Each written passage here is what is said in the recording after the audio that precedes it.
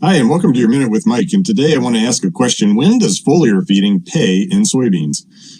Well, first we got to look at basic plant nutrition. This is a nutrient availability chart based on the pH of your soil. Most of us are working to get our pHs in between 6 and 7 for most crops. And you can see most of the nutrients we focus on are available in this range. That's why we want our soil pHs there.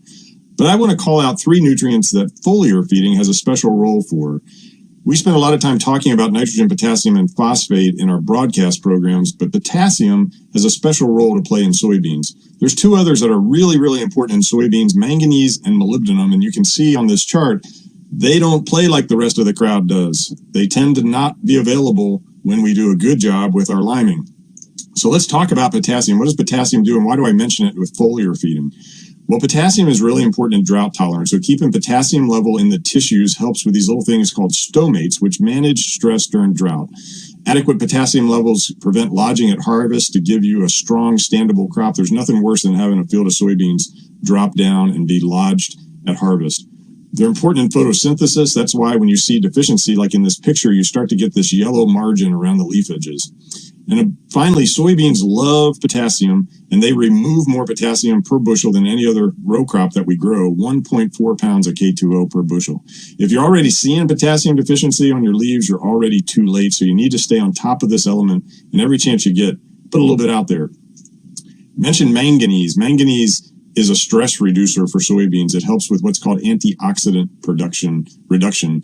It's involved in photosynthesis. That's why when you get low in manganese, you get this yellowing. And there's actually a symbiotic relationship with nitrogen fixation. We all think a lot about how can we add more nitrogen to a soybean crop? Well, it's to make sure you've got plenty of manganese.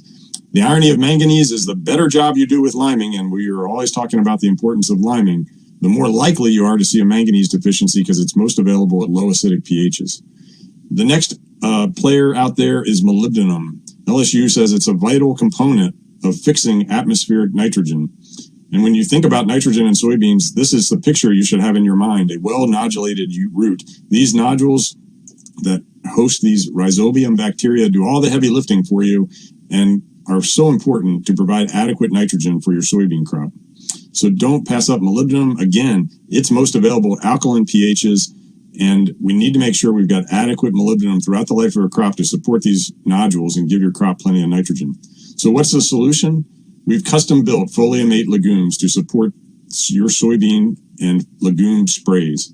It's a great blend with NPK, a high level of manganese, and a very good rate of molybdenum.